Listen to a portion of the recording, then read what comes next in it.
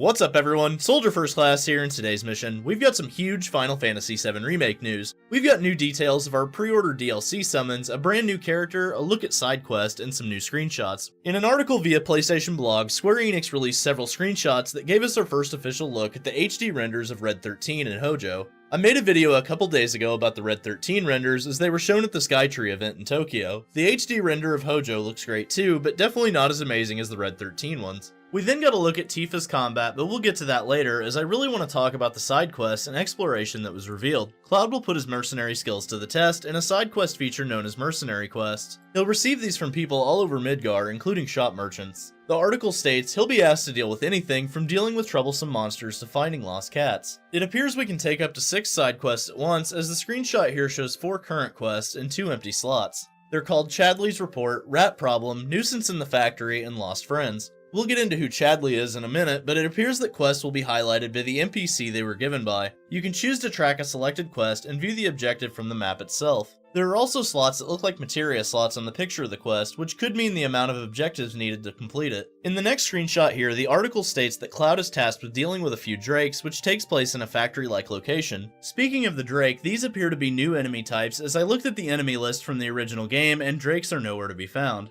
It appears that side quests will definitely be a good way to kill some time in between main story missions, and that we'll do all kinds of exploring the city and completing quests for its citizens. We then not only see another side quest, but also a brand new character. His name is Chadley, a 15-year-old boy that works under Professor Hojo. Apparently you'll complete certain gameplay tasks like staggering enemies so many times, and he'll reward you with materia he's developed. It'll be interesting to see what powerful materia you can obtain from him throughout the game. In the screenshot here, you can see a list of objectives, the requirement for the selected quest, and the reward, which is an auto-cure materia. You'll find Chadley in the Sector 7 slums where you'll accept these quests from him.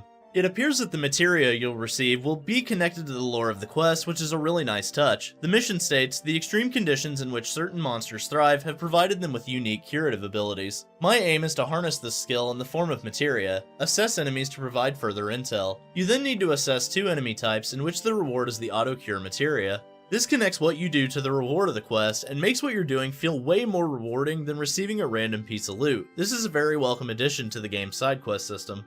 I also have a theory about this side quest segment. This kid works for Professor Hojo, having us collect data to create new materia types. This will undoubtedly further Hojo's research, and since he likes to create monsters, this could lead to one of the game's super bosses. If you complete all of Chadley's missions, you'll not only learn how to play the game's different mechanics, you'll be giving Hojo all sorts of data. He could use that data against the party and create a monster that tests all of your skills with the game's different mechanics. Nothing is obviously confirmed on this end, but I assume as the missions go on, they will increase in difficulty to the point of facing some really powerful monsters. This would be a really cool way to introduce a super boss should the game choose to implement one. We then got a look at the pre-order DLC summons with HD renders and an explanation of what they do in battle. The article states, the chocobo chick may look cute, but don't be fooled, its magical attacks pack a serious punch. We then got the carbuncle summon, which does pretty much what it's always done in Final Fantasy. It grants buffs to your party and gives them special properties. Then cactuar does an attack called 1,000 Needles, which was about what we all assumed it would do. It's seen here attacking a large red frog-like creature, which is reminiscent of the nightmare fuel Touch Me. We also got our first look at the nail bat. It looks like about what you'd expect, but it's incredible to see it in all its HD glory. Clearly this is a new weapon for Midgar, but it's nice to see that they're not forgetting the charms that made Final Fantasy VII what it is. Next up was a small look at materia, and it appears that the naming scheme for materia is going to drop the number system and go for the traditional Ara and Aga naming schemes. We have healing materia that gives us Cure and Cura, and in one of the screenshots, Aerith is using regen. Then there's the deadly dodge materia, a brand new materia that causes any attack made after dodging an attack into a powerful melee strike. It's noted that any character can use this materia and not just Cloud, which makes me wonder if certain materia will be character specific. They showed us a few location screenshots, but they were mostly things we'd already seen, but we got the reactor and the transit system tunnel area. I did notice that there is a potion vending machine on the platform here, and it makes me wonder if there will be on-the-fly item shops during missions and side quests. These would be handy if you can't get to a shop during a mission, or if you decide to get lost in the city while exploring. It could also just be for the aesthetic and have no actual application to the game itself. We'll wrap this up with Tifa's combat abilities. We got a small version of this in an interview segment with Kitase, but this was a more in-depth breakdown of her abilities. She'll use a strong ability that we saw in the most recent trailer called Whirling Uppercut.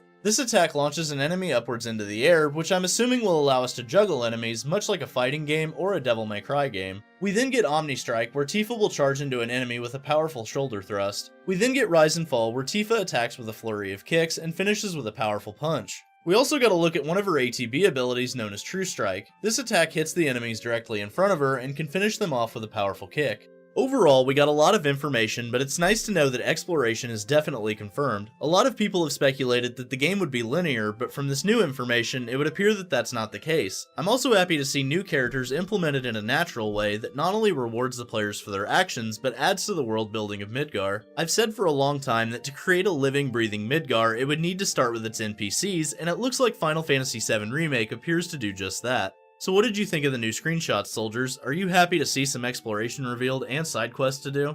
Thanks for watching, and don't forget to omni-slash that like button. Let me know in the comments section below if you're excited to explore Midgar and take on side quests. Subscribe to the channel and ring that notification bell to join the ranks of Soldier today. And for all the latest Final Fantasy VII Remake news, rumors, and trailers, I'm Soldier First Class, and I'm on to the next mission. Later, guys.